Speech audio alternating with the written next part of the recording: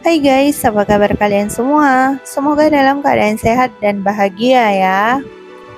Nah, kali ini kita akan merangkum sebuah film yang berjudul Ngeri-Ngeri Sedap yang rilis pada tahun 2022. Film ini berfokus pada satu keluarga Batak, yaitu sepasang orang tua yang memiliki 3 putra dan 1 orang putri.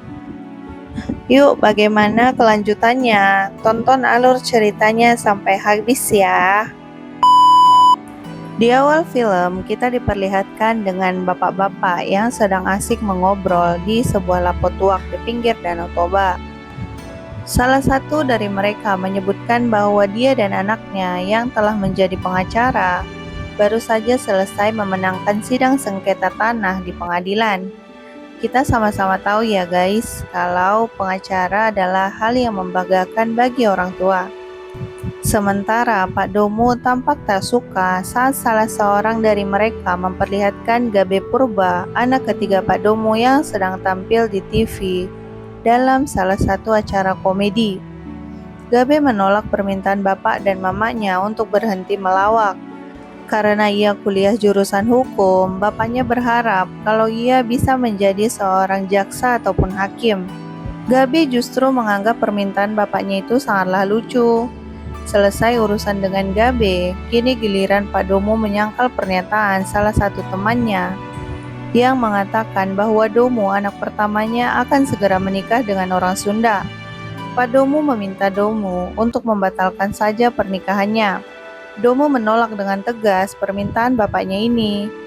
Hingga larut malam mereka masih asik dengan obrolannya. Anak terakhir Pak Domo, si Sahat, tak ketinggalan ditanyakan juga kabarnya oleh teman-temannya. Si Sahat yang sedang berada di Jogja menolak permintaan bapaknya untuk pulang. Padahal dalam tradisi Batak, anak terakhir itu tidak merantau dan harusnya merawat orang tuanya di kampung. Di rumah Pak Domo menyisakan Sarma, anak keduanya yang masih berada di kampung dan menemani kedua orang tuanya. Obrolan mereka harus berakhir saat istri Pak Domo datang menjemput Pak Domo ke Lapo. Dalam perjalanan pulang, Pak Domo menanyakan pada Mak Domo perihal kepulangan anak-anak mereka saat acara pesta upungnya nanti. Melalui Sarma, mereka sudah diminta berkali-kali untuk pulang, tapi masih saja mereka tak mau pulang. Saat mereka bertemu Amang Pandita, Pak Domo segera meminta Mak Domo untuk menggandeng tangannya. Dengan begitu, mereka terlihat lebih mesra, sehingga tak salah jika mereka dijadikan contoh keluarga bahagia untuk jemaat-jemaat di gereja. Meski rupanya ini hanya formalitas yang biasa mereka lakukan di depan orang-orang saja. Si Opung mengatakan bahwa seberapa besar pesta digelar dan seberapa banyak uang yang diberikan padanya, tak akan ada artinya jika anak-anak Pak Domo tidak datang dalam pesta yang akan diadakan. Di rumahnya, mereka masih memikirkan cara bagaimana agar anak-anak mereka mau diminta untuk pulang. Mak Domo memberi saran pada suaminya agar ia datang menemui anak-anaknya, meminta maaf dan meminta secara langsung anak-anaknya untuk pulang. Permintaan ini ditolak mentah-mentah oleh Pak Domo. Gengsi katanya kalau orang tua harus mengemis dan mengiba pada anak. Setelah perdebatan yang cukup lama, akhirnya Pak Domo punya ide agar anak-anak mereka bersedia untuk pulang. Mereka akan berpura-pura bertengkar dan bercerai. Meski awalnya menolak, akhirnya Pak Domo setuju dengan ide gila suaminya itu. Keesokan harinya, saat sedang sarapan, rencana ini mulai dijalankan. Pak Domo dan Mak Domo pura-pura bertengkar di hadapan Sarma. Tapi rupanya aksi mereka kali ini tak berjalan sesuai rencana, karena Sarma tak tertarik dengan pertengkaran kedua orang tuanya dan memilih untuk segera pamit berangkat kerja. Bagi Sarma, pertengkaran-pertengkaran kecil seperti ini sudah biasa terjadi di antara kedua orang tuanya. Pak Domo bertanya pada istrinya hal apa yang bisa membuatnya marah dan emosi pada Pak Domo. Pulang tengah malam dari Lapo. Sepulang dari Lapo, Pak Domo dan Mak Domo kembali pura-pura bertengkar di depan Sarma, tentu dengan pertengkaran yang lebih heboh dari tadi pagi. Sarma terkejut saat mendengar mamanya meminta cerai pada bapaknya. Malam itu juga, Sarma memberitahu ketiga saudaranya bahwa mamanya minta cerai pada bapaknya. Tapi ketiga saudaranya belum juga mau untuk pulang. Untuk kedua kalinya mereka gagal membuat anak-anak mereka pulang. Ini rencana ketiga. Keesokan harinya, Pak Domu meminta Mak Domu untuk mengemasi baju-bajunya dan pura-pura akan pergi meninggalkan rumah. Melihat mamanya pergi dari rumah, Sarma segera menelpon Domu, Gabe, dan Sahat. Keadaan semakin gawat karena ini artinya perceraian mama dan bapak mereka sudah di depan mata. Sarma segera menyusul mamanya. Domu dan adik-adiknya meminta mamanya agar tidak meninggalkan rumah. Mereka juga berjanji untuk segera pulang. Mendengar anak-anaknya bersedia untuk pulang, Madomu mengurungkan niatnya untuk meninggalkan rumah. Di rumahnya Neni, calon istrinya, Domu meminta izin untuk pulang kampung sementara waktu. Ayah dan ibu Neni sempat bertanya tentang rencana pernikahan Domu dan anaknya. Takut jika gagal karena Domu yang tak akan kembali ke sana. Sahat yang tinggal di Jogja juga berpamitan pada Pak Tomo untuk pulang ke kampung halamannya. Pak Tomo justru mendukung keputusan Sahat untuk pulang menemui kedua orang tuanya. Sementara Gabe yang bekerja sebagai pelawak juga meminta izin pada atasannya untuk cuti pulang. Atasannya hanya memberi izin 2 hari saja pada Gabe. Sarma kemudian menjemput kakak dan adiknya di bandara. Dalam perjalanan pulang ke rumah, Domu dan adik-adiknya berdiskusi tentang bagaimana baiknya menyelesaikan permasalahan kedua orang tuanya itu. Untuk mendukung aksi pura-pura mereka, Pak Domu mengatakan saat ia menunjuk mulut, itu artinya Mak Domu harus berbicara melawan Pak Domu. Tapi saat Pak Domu menunjuk mata, itu artinya Mak Domu harus menangis di depan anak-anak mereka. Mak Domu memanggil semua anak-anaknya untuk makan malam, sementara Sarma memanggil bapaknya untuk ikut makan malam juga. Meski awalnya bapaknya menolak, tapi akhirnya dia ikut makan malam juga. Gabe memimpin doa sebelum makan. Mereka semua makan dengan lahapnya.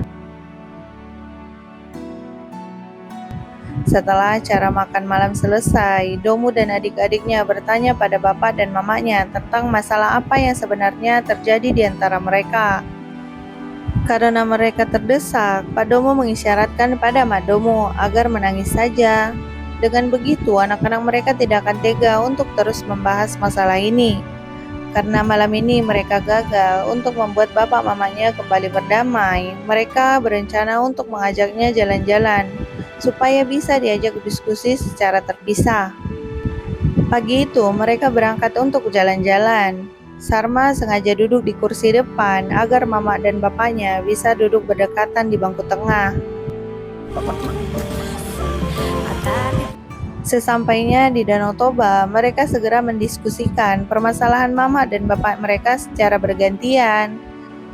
Tapi jawaban bapak dan mama mereka muter-muter di situ-situ saja. Saat ditanya mengapa mereka akan bercerai, seperti arahan Pak Domu, saat keadaan terdesak, Mak Domu harus mengancam cerai agar tak semakin disudutkan. Sama seperti sebelumnya, diskusi kali ini juga tak berjalan sesuai dengan rencana. Saat mereka tiba di rumah, ternyata Opung Domu sudah terlebih dahulu ada di sana. Si Opung bertanya pada Pak Domu mengapa ia tak memberitahu kalau pahupu-pahupunya sudah datang. Opung Domu bercerita pada pahupunya bahwa dulu saat opungnya menikah mereka tak memiliki cukup uang, sehingga tak ada pesta adat, hanya pemberkatan di gereja saja.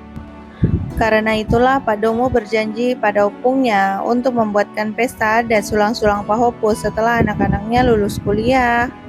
Pak Domu juga menjelaskan dalam adat Batak, harta itu bukan cuma tentang uang, yang penting adalah keturunan. Gabe yang hanya mendapat izin cuti 2 hari sudah diminta segera untuk pulang oleh produsernya.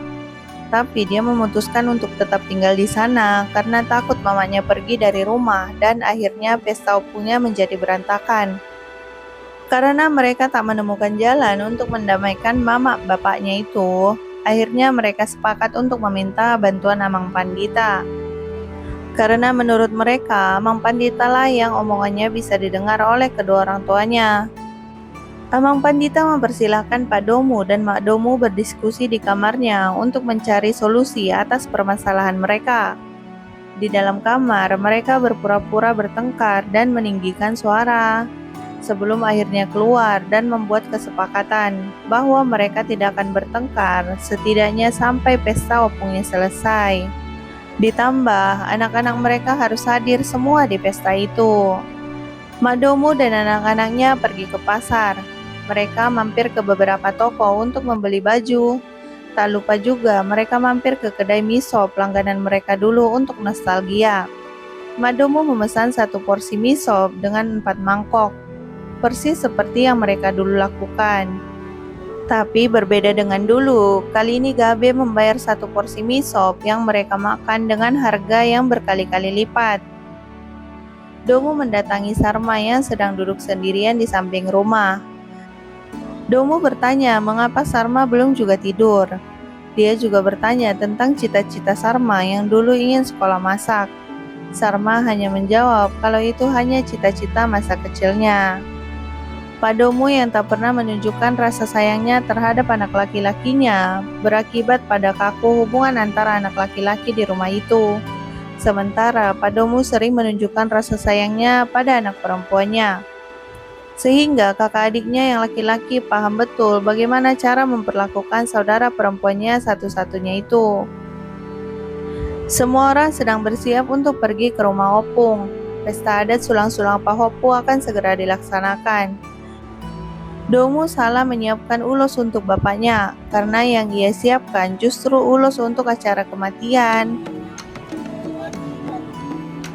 Pesta adat sulang-sulang Pahopu pun sudah dimulai. Semua tampak bahagia saat menjalani setiap rangkaian acara. Mak Domo mendapat pujian atas keberhasilan merawat dan membesarkan anak-anaknya. Begitu juga dengan Pak Domo. Kawan-kawannya memuji kepandaian Pak Domo dalam melawak. Pantas saja Gabe juga jago dalam melawak, begitu kata kawan Pak Domo. Meski lagi-lagi Pak Domo menyangkal kalau profesi pelawak Gabe hanya bersifat sementara sebelum ia menjadi hakim atau jaksa. Opung Domo berterima kasih pada keluarga Pak Domo atas berlangsungnya acara ini. Opung Domo juga bangga pada keluarga Pak Domo karena semua pahupu-pahupunya bisa hadir. Dalam perjalanan pulang, Gabe tertawa geli mendengar pujian opungnya tadi. Karena opungnya tak tahu apa yang sebenarnya terjadi di antara mereka. Semalaman, Mak Domo tak bisa tidur karena memikirkan bagaimana cara menahan anak-anaknya untuk tetap tinggal lebih lama di sana. Karena semalaman tak tidur, Mak Domo akhirnya jatuh sakit. Karena itu pembahasan masalah Mak Domo dan Pak Domo kembali ditunda. Tapi Pak Domo mengalihkan pembicaraan untuk membahas anak-anak mereka. Tentang Domo yang ingin menikah dengan orang Sunda, Gabe yang tak kunjung menjadi hakim atau jaksa, dan juga Sahat yang seharusnya berada di rumah dan tak merantau kemana-mana. Semua semakin bingung dengan keadaan ini, sementara mereka juga diburu waktu untuk segera kembali bekerja. Ini kesempatan terakhir Pak Domo dan Mak Domo membahas masalah ini di depan anak-anak mereka. Anak-anak Pak Domo akhirnya mendukung keputusan bapak mama mereka untuk bercerai. Sekalian mereka juga berpamitan untuk pulang ke Jawa.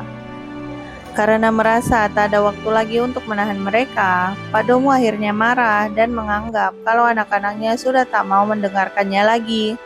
Domo dan adik-adiknya beralasan mereka berhak menentukan jalan hidup mereka sendiri, bukan jalan hidup yang ditentukan oleh bapaknya. Pak Domo semakin marah dan menganggap anak-anak mereka merasa benar sendiri. Mendengar hal itu, Mak Domo marah pada Pak Domo karena menurut Mak Domo justru Pak Domo lah yang selalu merasa benar sendiri. Mak Domo selama ini sudah menuruti semua kemauan Pak Domo, termasuk kemauan Pak Domo untuk berbohong pada anak-anak mereka. Saat bertanya pada mamanya tentang kebohongan apa yang sudah mereka lakukan. Akhirnya, mamanya bercerita tentang rencana mereka untuk pura-pura bercerai demi anak-anaknya bisa pulang dan ikut dalam acara opungnya. Mak Domo juga mengatakan bahwa niat mau bercerai memang pura-pura, tapi alasan untuk bercerainya bukan pura-pura. Sarma yang dari awal sudah mengetahui rencana ini semakin terpojok saat kakak dan adik-adiknya marah padanya. Sarma merasa tak bisa berbuat apa-apa saat bapaknya meminta untuk membantu rencananya. Dengan terus menangis, Sarma mengatakan pada mamanya, "Bukankah anak perempuan harus senantiasa menurut? Menjadi anak perempuan di keluarga ini sangatlah berat. Selama ini, Sarma selalu menuruti apa kata bapaknya.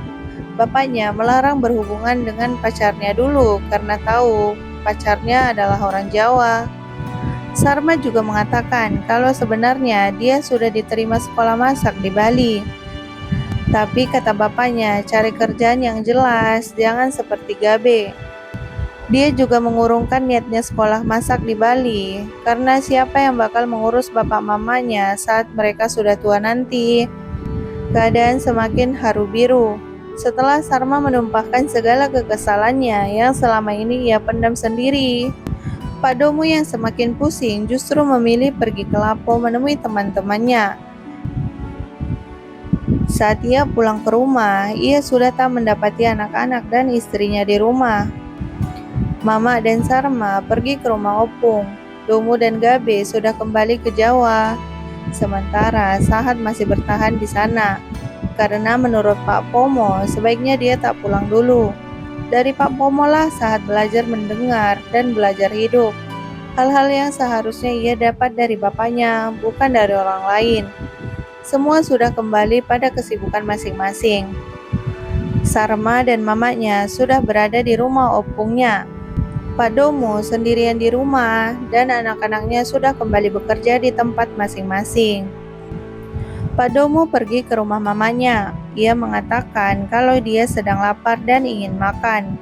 Rupanya mamanya sudah tahu tentang kepergian Mak Domo.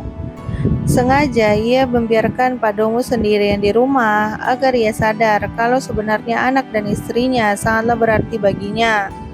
Pak Domo bertanya pada mamanya, mengapa ia gagal mendidik anak-anaknya, padahal dia sudah meniru pola asuhan bapaknya dulu. Kata mamanya, pola asuh bapaknya dulu berhasil untuk anak-anak yang tinggal di kampung itu, yang sekolahnya hanya sampai tingkat SMP dan SMA. Mamanya mengatakan bahwa menjadi orang tua itu tak ada tamatnya, harus belajar terus. Pak Domo akhirnya memutuskan untuk pergi bersama keluarganya menjemput Sarma dan Mak Domo di rumah mamanya.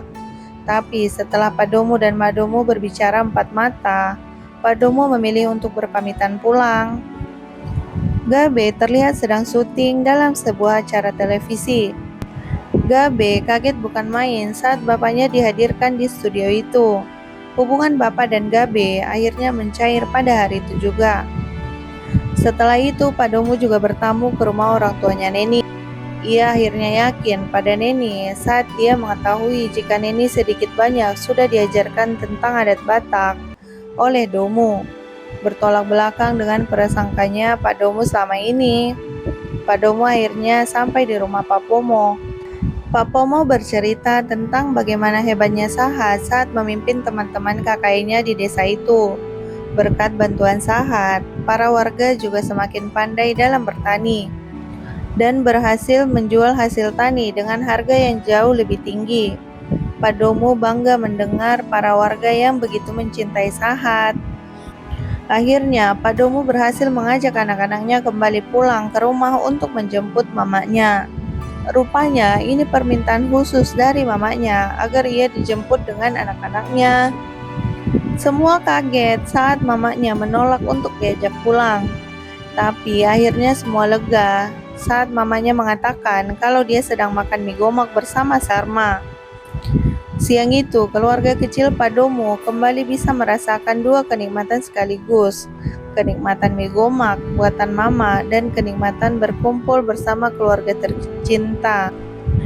Dan film pun selesai. Semoga kalian suka dengan filmnya ya guys. See you next video. Bye-bye.